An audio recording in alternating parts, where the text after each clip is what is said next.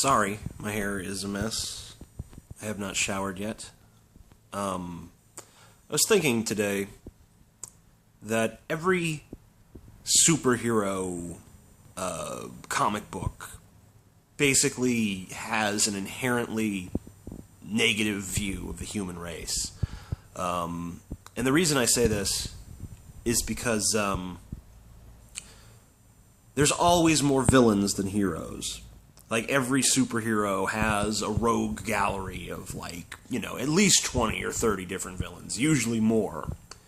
Like, Spider-Man, for instance, has the fucking Green Goblin, and the Hobgoblin, and the fucking, Venom, and Carnage, and the Vulture, and the Sandman, and Rhino, and the Lizard, and so on and so forth. There's just tons of these fucking people. And it's like each one of these is a normal person who somehow obtains superpowers, and they basically use it for their own personal gain, and just don't give a fuck who they hurt, what sort of social consequences their actions have. They just become evil fucks. Like, the second they're given power, it's like it corrupts them instantly. So for every hero, for every person who uses their powers for good, there's, tons and tons who use their powers for evil. So that is, the statement that's being made there is basically that most human beings can't handle power. I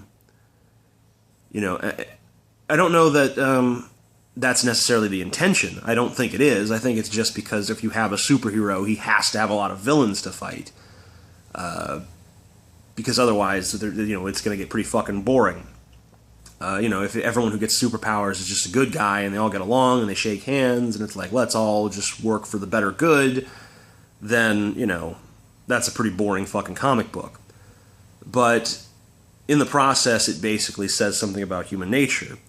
It makes a statement that says that, most people who are given these sorts of abilities would become corrupt. So I wonder if that would actually be the case.